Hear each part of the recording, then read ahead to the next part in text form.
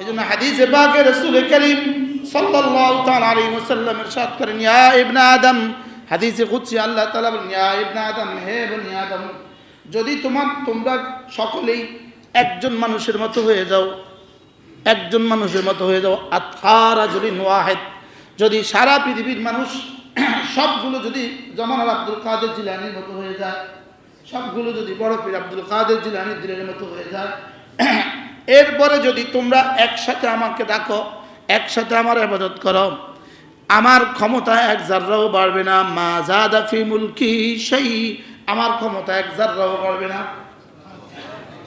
আর যদি ওয়ালাউ কানু কালবি আফজার রাজুলিন, আর সারা পৃথিবীর সবগুলো মানুষ যদি একটা একটা ফেরাউন হয়ে যায়, সবগুলো যদি একসাথে আমার নাফরমানি করে, মা নাকাসা মিন ফি মুলকি শাই, আমার রাজত্ব এক জাররাও কমবে না।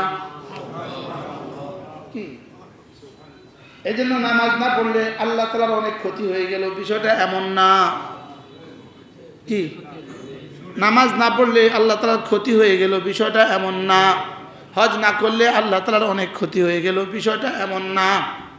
রব বলেন, ওয়ামান কাফারা ফাইন্নাল্লাহা গানিয়্যুন আনিল আলামিন, তুমি যদি নামাজ না পড়ো, তোমার মতো কর্মচারী আমার লাগবে না, তুমি ছাড়া আমার হবে, তুমি ছাড়া আমার চলবে। বলেন, তুমি ছাড়া আমার কি চলবে?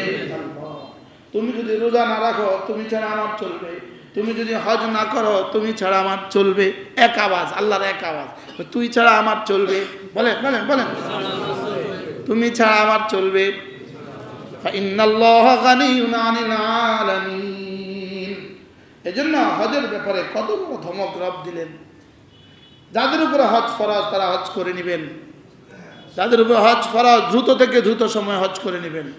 অপেক্ষা করবেন না, মেয়ের বিয়ের অপেক্ষা করবেন না, ছেলের বিয়ের অপেক্ষা করবেন না, ঘর বানাবার অপেক্ষা করবেন না, ছেলেকে বিদেশে পাঠাবার অপেক্ষা করবেন না, বলতে যখনই হজ ফরজ হয় তখনই হজ করে নেবেন ইনশাআল্লাহ। বলেন হ্যাঁ।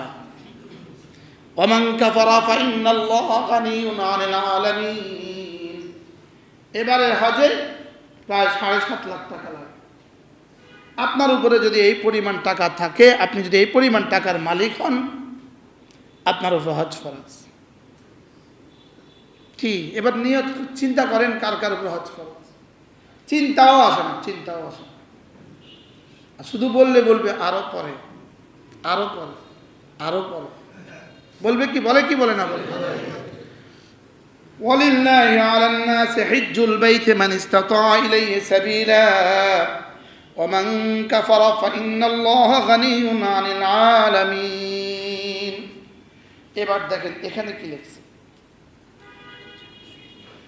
ফামান লাম ইয়াজিদ, দেখেন, ওয়া আতিম্মুল হজ্জ ওয়াল উমরাতা লিল্লাহ, হজ পুরা করো, উমরা পুরা করো আল্লাহর জন্য। একটু জায়গা দেন, আল্লাহর জন্য পুরা করো। ওয়া আতিম্মুল হজ্জ ওয়াল উমরাতা লিল্লাহ, আল্লাহর জন্য হজ আর উমরা পুরা করো। এর শেষে কি লিখলেন দেখেন, ওয়াত্তাকুল্লাহ, এই আয়াতের শেষ অংশ, ওয়াত্তাকুল্লাহ, আল্লাহকে ভয় করো। তোমার টাকা আছে না নাই আমি জানি। কি বলে বলেন,